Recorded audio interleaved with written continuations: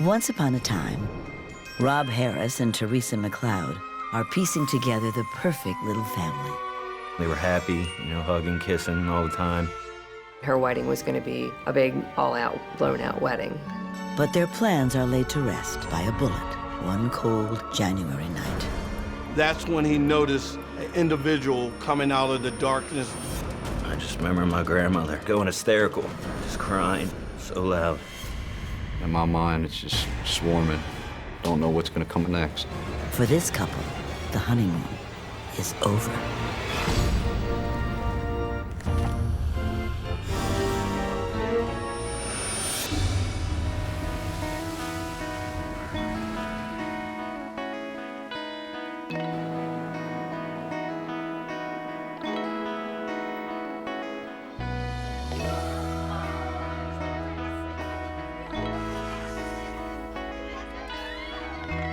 Teresa McLeod is radiant as she models her wedding dress for her mom, best friend, and future in-laws. The bubbly 27-year-old's first marriage didn't work out, but she learned her lesson, grew, and moved on. And now, with her engagement to Rob Harris, she's marrying into a great family. We were really close. All of us got close together, Thanksgiving dinners, we were one place or the other. Marriage is something interesting. It is an institution that bridges two families. She liked his family. She liked the bridge that was being created. This was all security, and it felt good to Teresa. Everyone's so excited, especially seeing her in that dress. It's all going to be perfect. I'm gonna get it. Teresa was, everything was always the biggest, the best. Her wedding was going to be a big, all-out, blown-out wedding. So keep both hands on the wheel. Good. Rob Harris is the one who'll make it happen. Tall and handsome, the 23-year-old is the strong, quiet type. Good. Right there. The pair both grew up by the Chesapeake Bay, and now they're ready to get hitched in the little waterfront town of Pasadena, Maryland, just outside Baltimore. But before the wedding bells can sound, a quiet night echoes with gunshots. And police respond to a call about a double shooting. The scene is a small parking lot in Baltimore, surrounded by a ball field, a cemetery, and a sleepy neighborhood. A violent crime almost does not exist in this neighborhood. Except, perhaps, tonight. All right, what's going on? Come in. We got 2 gunshot victims. We got a male. The victims? The 2 young lovers. Excuse me, what's your name, sir? Robert Harris is in pain and in shock, shot once in the leg. He says a man with a gun came out of nowhere, demanded their valuables, and started shooting. And then he shot Teresa. Teresa McLeod has been shot multiple times in the hand and back. How could this couple be in their safe, middle-class bubble one moment and a world of pain the next?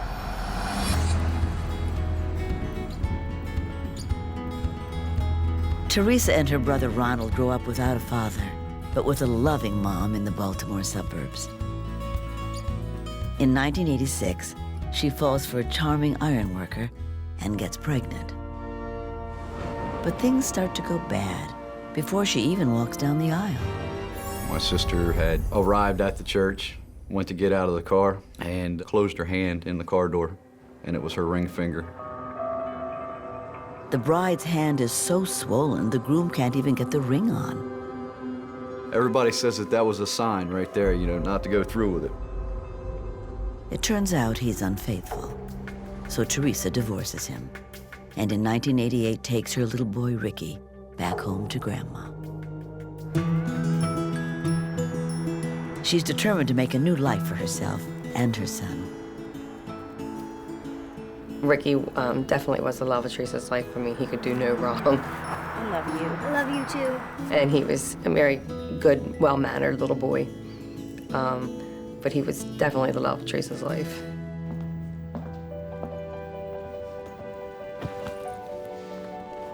Teresa puts in long hours as a doctor's office manager while studying to be a licensed practical nurse. My mother was a very hard worker.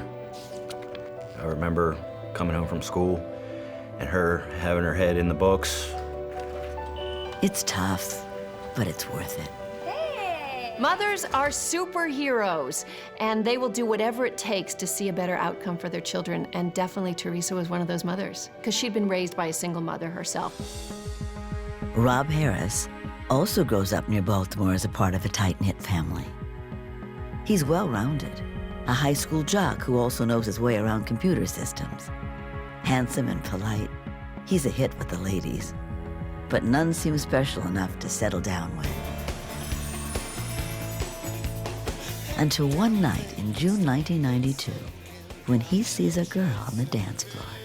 She loved to dance. She would get out there and just tear the floor up all night long.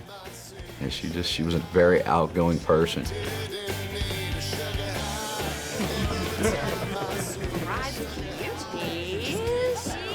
Hi, hello. That's the night Teresa meets Rob, a friend of a friend. I don't have a chair. Why don't you sit? Oh, thank you. Wow, what a gentleman. I'm Teresa. Rob, how are you? Nice to meet you. He was very nice, he was calm, he was very quiet. He seemed to be a decent person. I didn't know you had friends like this. Rob balances her energy with a low-key mellowness. It's very common that opposite personality types attract. So I'm sure he liked that she could be on stage when they were out, and she probably perceived his quietness as quiet strength. He was a big lacrosse player in high school, and he's still in great shape. Teresa notices. Well, thank you. Love blooms fast. Really fast. Within 6 months, Rob moves in. I thought, well, he comes from a good family. I'm gonna, I'll go along with this. Thank you. Also going along is little Ricky. He loves having another guy around the house. Okay, I'm spent. Alrighty. Okay. All right, see ya, buddy. Rob participated in a lot of Ricky's sports activities and would go to a lot of his games and stuff. He had a pretty good relationship. But now, Rob is recovering from a gunshot wound that missed his femoral artery by less than an inch. And Teresa, I get a phone call. It was Rob's mother, and she said there's been an accident. Teresa suffered 6 bullet wounds, 5 of them in her back at point-blank range. She doesn't make it. Now Grandma has to tell Teresa's little boy.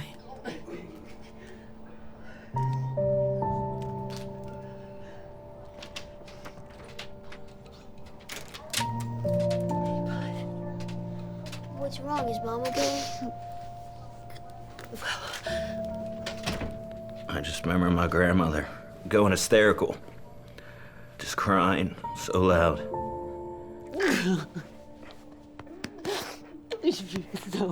All he could say to me was, I'll be good. I'll be good. It's all right, Ricky. It's good. I begged and begged and, told her I'd be good. I thought maybe if I kept saying it so many times that it would bring her back. All I could do was hug him and hold him,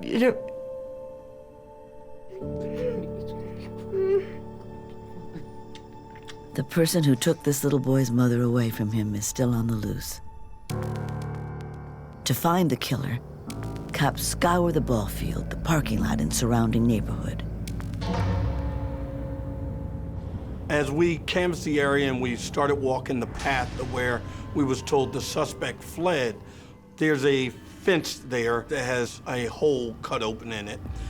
Just before going through the fence, a uniform officer looked on the ground and he saw a gold necklace. It's the only thing the gunman took. Did someone really put 6 bullets into Teresa McLeod for a piece of jewelry that he later dropped? Or is there another reason the young mother died? something far more sinister than a mugging gone wrong. Just before Teresa McLeod is to marry her fiancé, Rob Harris, tragedy tears the young couple apart. Baltimore police are trying to determine who killed Teresa and shot Rob in the thigh. The story is big news. The people in the quiet neighborhood called Violetville are turning on their TVs and locking their doors. For this area, just looking at the crime map and knowing the area of Violetville, to hear gunshots coming from that area, that's not common, that's not normal. So far, they only have one witness to the deadly assault, Rob Harris. When his gunshot wound is stabilized, detectives ask him to come in to give a full statement. So let's start from the beginning. Can you tell me what happened? Rob tells the police they pulled into the secluded parking lot because he wanted to give Teresa a surprise. A gold necklace he's hidden in the trunk. As he went back to the driver's area of the vehicle, So I got a surprise for you. that's when he noticed an individual coming out of the darkness from the baseball field area. Get out of the car! He says the man snatched Teresa's necklace and without warning, shot Rob. When he screamed for Teresa's pocketbook, she hesitated. Get on your knees! Hand me the purse! Please, I don't have anything. So he fired again and again, then vanished. This guy, he came out of the woods over here this way. How tall was he? Rob describes the shooter as a tall, thin African-American male wearing a camouflage jacket. But he doesn't remember anything else. It all happened so fast. By dawn the next day, the search for the killer continues. And that morning, word of the tragedy carves its way through Rob and Teresa's families. Your mom is here. She wants to talk to you. What's wrong, Mom? Baby, I just need to talk to you for a few minutes. Why don't you take a seat on the bed there, okay? What's wrong? They sat me down and they basically said, you know, there was an accident. Teresa's been shot. Well, what do you mean she's been shot? You know, at this point, you know, things are getting serious, and you know, in my mind, it's just swarming. Don't know what's gonna come out of my mom's mouth next. No! No! No! I know. No! Baby. I just lost it. You know, I just stood up, started screaming. It's one thing to lose a family member or loved one after a long, painful illness or because of old age. But to have a loved one ripped from your life through violence is traumatic to everybody associated with it. It brings up a survivor's guilt. Why didn't it happen to me? Why did it have to happen to her? It leaves us grieving, and an empty hole lies forever. The day after the shooting, Rob can finally see young Ricky again, the boy he considers his son. I remember walking in the door, and he was sitting on the couch. You know, I ran to him, and he hugged me. I'm so sorry. And he told me that he was so sorry, and that that he loved me, and that, you know, it was gonna be all right. You know, we were gonna be fine.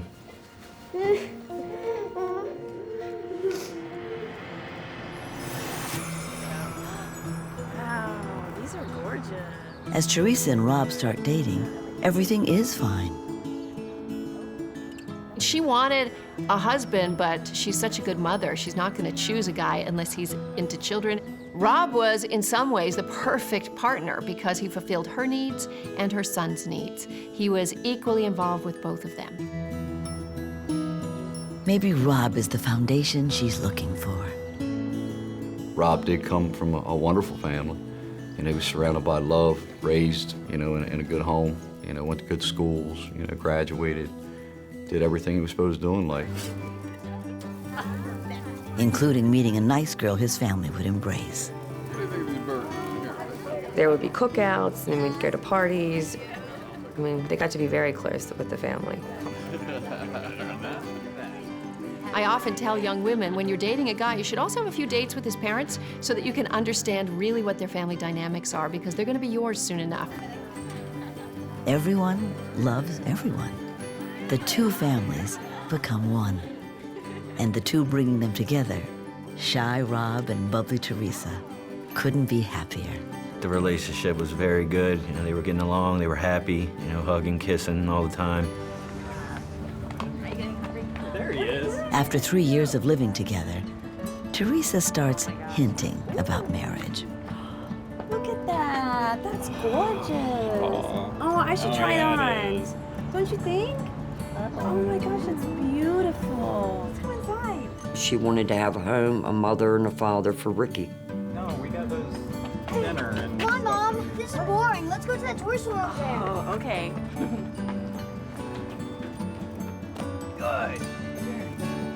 And the way Ricky and Rob love each other, it looks like it's going to work. Fingers there, thumb around there. One of my friends asked me, you know, is that your dad? And, you know, I believe I said yes. Boom. Excellent. Good boy. It was all coming together. Remember that wrist.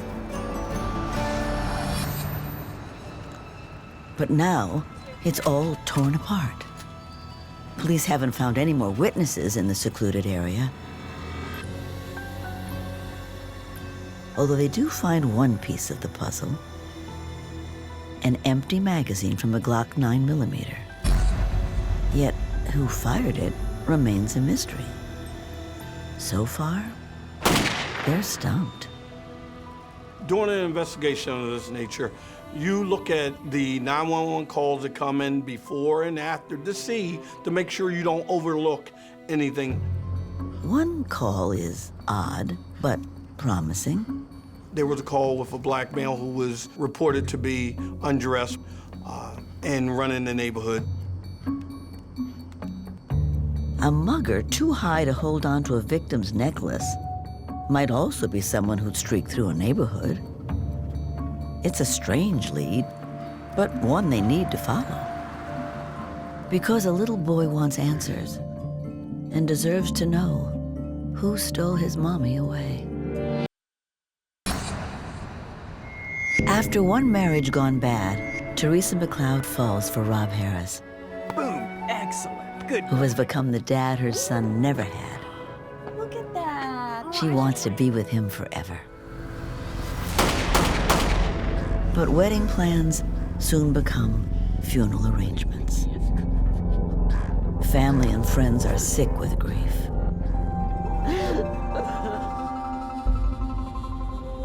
The family is more horrified when the autopsy reveals details of the shooting. One shot went into the palm of her hand when her hands were out in front of her begging, Please, I don't have anything. and the bullet came out her elbow. She was trying to stop the bullets. It's terrifying, tragic. Police have a tip about someone who fits the shooter's description seen streaking through the neighborhood after the murder. Is he just a derelict unrelated to the case? Or is he the man who killed a young couple's dreams? Wow, look at the size of that cow. After living together 3 years, Teresa really wants to make it official. Rob's reluctant at first, but he does love being with her and Ricky. The three just seem to fit. Wow, look at that. So Rob starts to think it might be time. And so, on Thanksgiving 1995, he decides there's no sense in holding back any longer. Here you go. Oh, thank you. Did you get everything? Maybe you should check. And he brings home an amazing diamond ring, a $10,000 rock. Is this what I think it is? Oh my God! Told you I'd get you a ring. Oh, yes, you did. It was humongous. It was big. Do you want to try it on? This is what she wanted. She lived with him all these 3 years because she wanted to get married. This was so important to her. Now it was finally happening. Oh, I But the sad truth, the ring is actually on loan from a jeweler friend. I can't wait to show everybody. Until Rob can raise the cash to put it on her finger for keeps. Look, it won't be forever. I'll get it right back. After the holiday, he has to ask Teresa to give it back so he can return it. I'm sorry, but you know I'll get it right back. Okay. Well, she kind of, I guess, hated to part with it, but I mean, I think she understood that anything like that should be in a vault and not on a finger. I understand. The engagement ring might have been on her finger only a couple days, but it's a sweet gesture.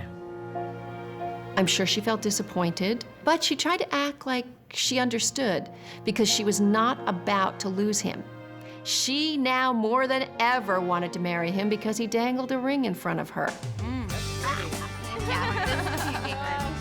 think this one's gonna be my favorite. Ring or not, Teresa moves on with the arrangements. Wow, that's really chocolatey. It's really good. She asked me, of course, would I be in the wedding, and I said yes. Rob's mom and 2 sisters join Teresa and her maid of honor to plan. She's gonna make the most of this and have fun with the women she loves. Teresa wanted a black and white wedding. She was gonna wear her hair up. She even went and had it done, like at the shop, just to see if she liked it. She's determined to have a perfect wedding. It's the one thing the normally frugal single mom wants to go all out on. Thank you. That's $12. But Rob has a bit of a habit of going all out too often. Even though Teresa's the one bringing home most of the bacon. Hey, Rob, how's it going, man? I know you're coming in tonight. Hey, Rob. Oh, yeah, all of us are here. Oh. Rob, what's going on, bro? Hey, how's it going, man? What's happening, man? Hey. What you doing? Hey, you guys want some drinks? Yeah. All right. I got this. Yeah, thanks. A relationship thrives and does well if both people continue to put into it. Put into love, work, energy, time, and treasure. Time to party, man. Right. And if one person's putting all the treasure and the other person's sending it out, this is not healthy for the relationship. The year before the wedding, Rob takes a job as a manager at an auto shop. Look, not now. It's long hours in a business he'd like to buy into, You're always tired. but he's still not pulling in enough to pay for his lifestyle. You're working way. I'm working to make money for us. What? Are you a volunteer? Because all your checks bounce. He starts bouncing checks. Your rent, bounce. Utilities, bounce. Your The money phone bill, problems bounce. take their toll. When are you gonna write a decent check? And when it comes to murder, money is always a possible motive. It's not uncommon for law enforcement to first look at the husband or the fiance or the boyfriend. Police learned Teresa did have $150,000 in life insurance policies. But Rob wouldn't see any cash upon her death. She had set them up so that her mother would actually be the beneficiary for the benefit of her son, Ricky. So who shot Ricky's mom? And why? What you got under there? As Ricky and Rob try to come to grips with the loss, I miss her too, okay? Come here, buddy. the whole family prays for answers. I'm gonna take care of you, okay? Soon, an anonymous call about a bizarre confession will shed a shocking new light on what happened that dark evening. What are you doing? Let's get married. Just as Teresa McLeod is about to take love to the next level with Rob Harris, she dies horribly on the cold ground of the deserted parking lot. Police have no leads. They never do find the guy who streaked around the neighborhood that night. Then, 2 days after the shooting, they get the tip they've been waiting for from an anonymous caller. The lady said, I have information about a murder. She was very nervous. This is the first break I had. She says a guy she knows admitted to her and some friends that he was the shooter. Hey, did you hear about the murder down the street at the ballpark? Oh, yeah. The girl, she died, but the guy's okay. I can't believe it happened in this neighborhood. So freaky. I can believe it. What do you mean? I shot that woman. Okay. Give me a beer. Get your own beer. Wait.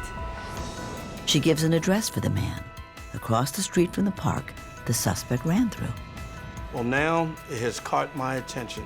She said that the person that was responsible for this was a guy named Russell Brill. As described Russell Brill. He's tall like the shooter Rob Harris described, but he's white. Although he's not a black male, but yet he is a person of interest because he could have been involved with this crime with a black male. Door. So from that, we went to the address that she provided us. Hey, do you know Russell Brill? Yeah, that's me.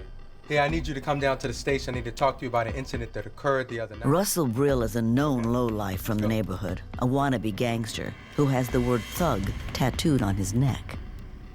Russell Brill was, by his own account, really a hustler.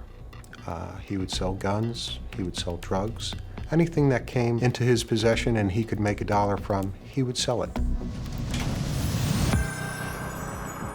Just a few months earlier, in the fall of 1995, the talk was not of killers and witnesses, but wedding venues and flower arrangements. Rob's family is delighted they'll be gaining such a wonderful daughter-in-law. They were all for the wedding. They liked Teresa.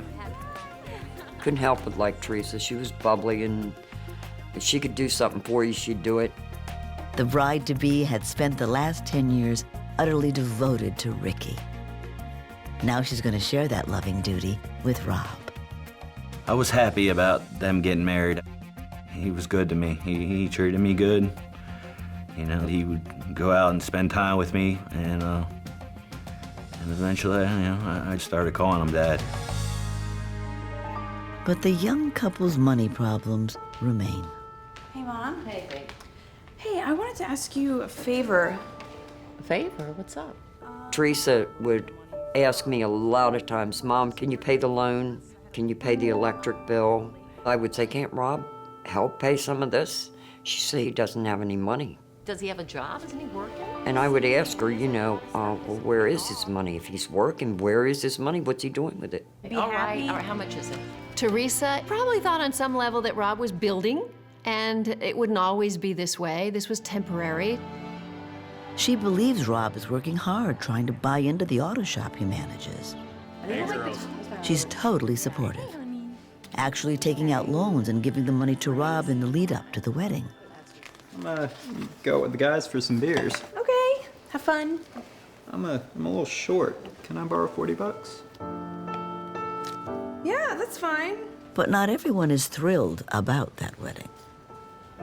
I wanted to be happy for her, but when you see somebody's being used and it's a close friend of yours, you just don't, I didn't have the feeling there that I should have had for her being my best friend and her getting married.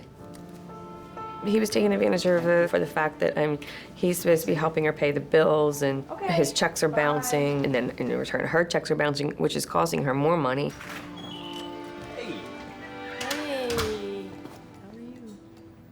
And Rob starts making bad choices for a family man.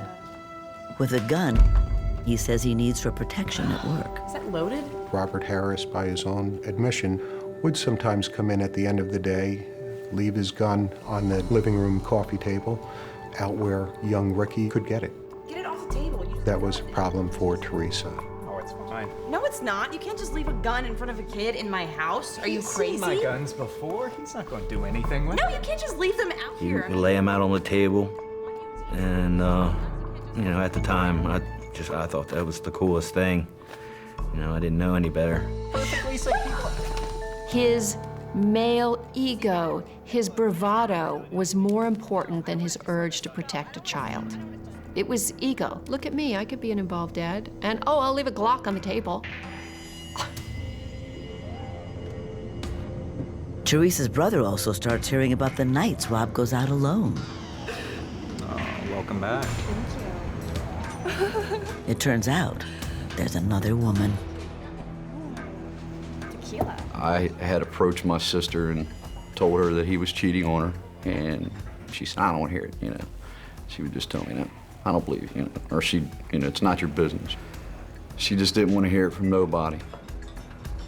Teresa was hurt by her first relationship, her first marriage that ended up in infidelity. And when rumors started to surface that Rob was unfaithful, she went into complete denial. She couldn't even believe it. She was in love with Rob.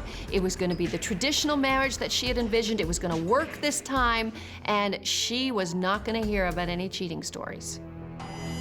The stories are true. But when she hears them, Teresa doesn't confront Rob. She gets mad at her brother for spreading rumors.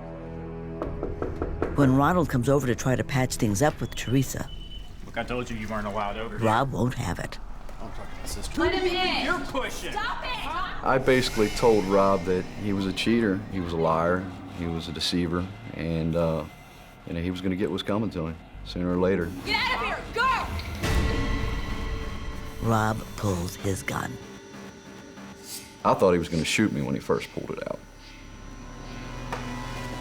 He drops it, Oh, you're a big man now. but it's never far from his hand. Go home. Get out of here. Just go home. Stop it. Teresa is furious, but once again, it's at her brother. Fine. Leave. Get out. Let's go. She tells Ronald to leave and never come back.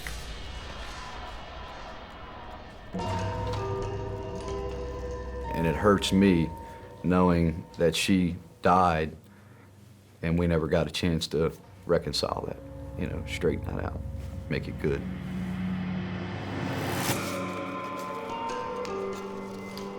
This is ridiculous.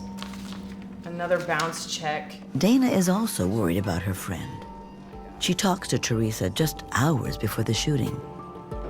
Teresa, And just kind of told her, you need to open your eyes. you see what he's doing? He's spending your money going out to the bar late at night. I think you should rethink this marriage. She got upset with me, and she accused me of being jealous of her relationship with Rob and the fact that they were going to get married. Rethink this marriage? I'm just looking out for No, you. you're not.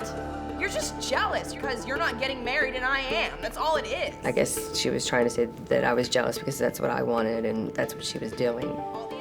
Rob clearly had an ability to manipulate people. Somehow Rob was able to convince her that they were telling lies about him, and he was able to keep her close. You're unbelievable.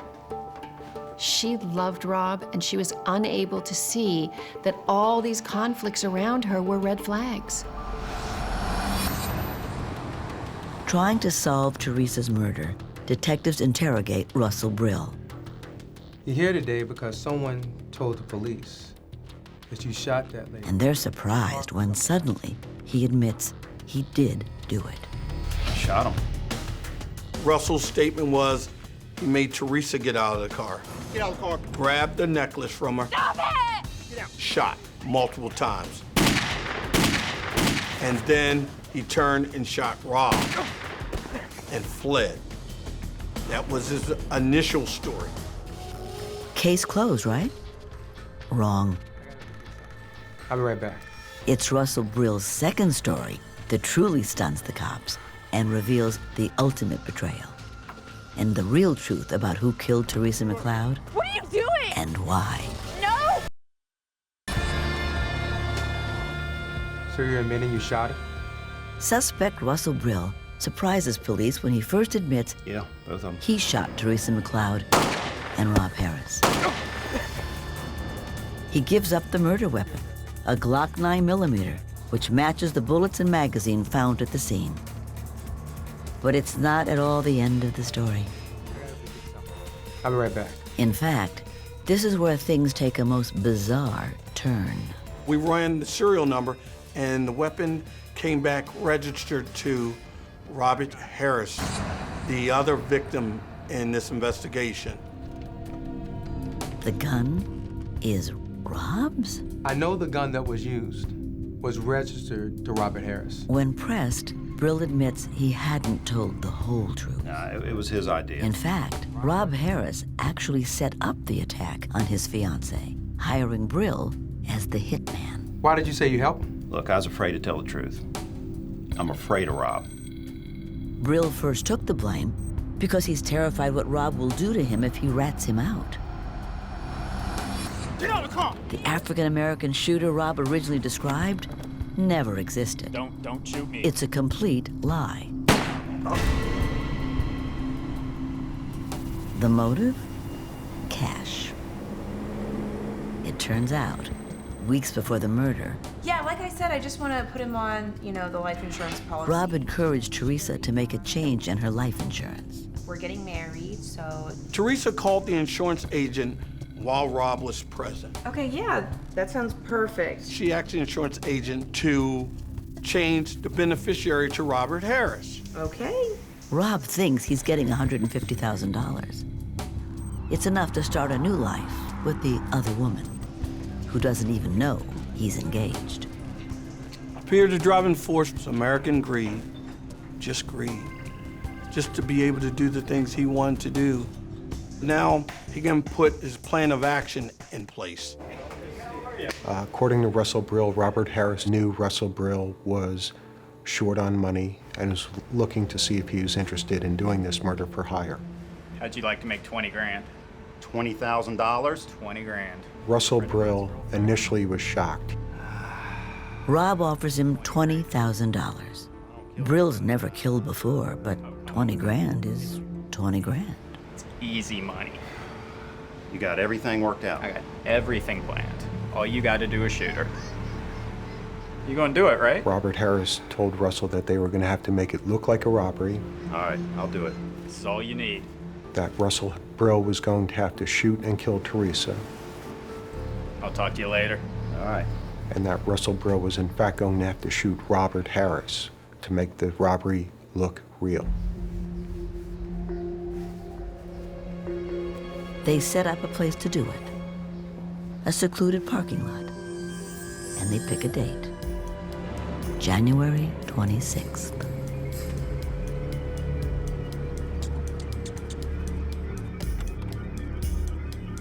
That night, Rob tells Teresa he's getting a necklace for her. But the open trunk is really a signal for Brill. Russell Brill's testimony was very compelling. Russell testified how Get out of the car, lady. Teresa was pleading for her life, how she was terrified, and she was crying. Please? Russell said when it was really happening, he knew looking at her, Please don't shoot he didn't know this woman, she hadn't done anything to him, that the reality set in, that he was going to take this lady's life for no reason at all. The human side of Russell set in. It was at that point that he turned to Robert Harris and said, I can't do this, Rob. I can't do it, man. What are you talking about? For one brief moment, she glimpses the truth. Her fiancé wants her killed. You know this guy? And if the hitman won't do it, he will. At that point, Robert Harris got very angry. He walked over, took the gun from Russell Brill, shot Teresa, shot her repeatedly, and in fact, shot her at such close range that there were contact wounds in her back. Rob had to look in the eye the woman who he lived with, who he made love to for 3 years, and shoot her stone cold dead. This was a man with no feeling. At that point, Robert Harris gave the gun back to Russell Brill and said, now finish the job, shoot me, shoot me. You ready? Do it.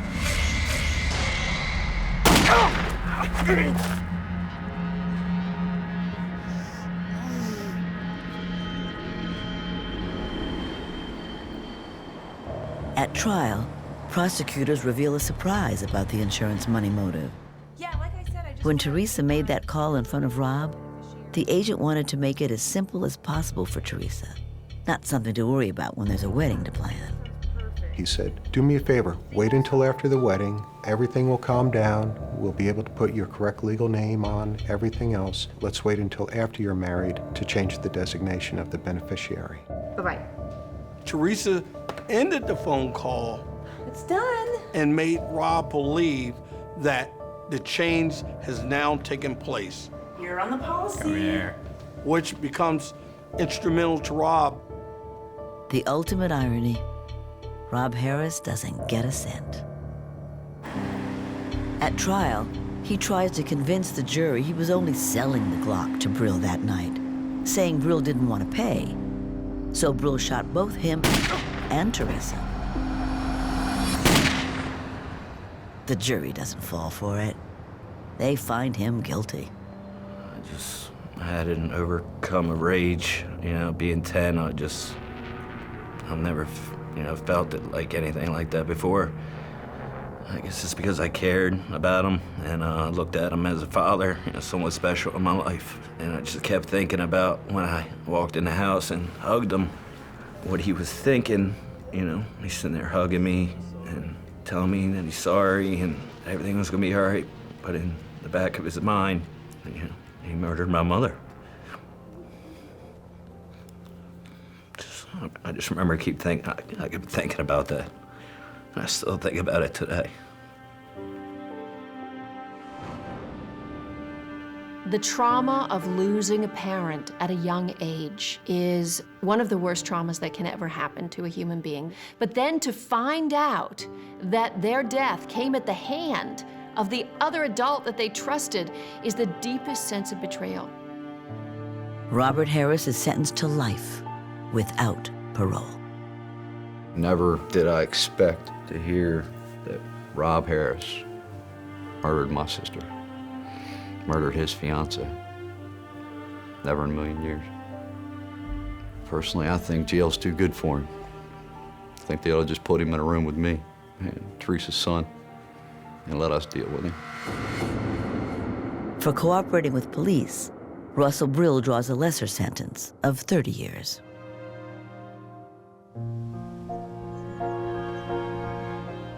I think about all the time how much different my life would be with my mother here. Just all the things she's gonna miss. My kid, my marriage, my wife. It just hurts. Teresa never got the wedding she dreamed of, but her son does. He marries the love of his life in 2012.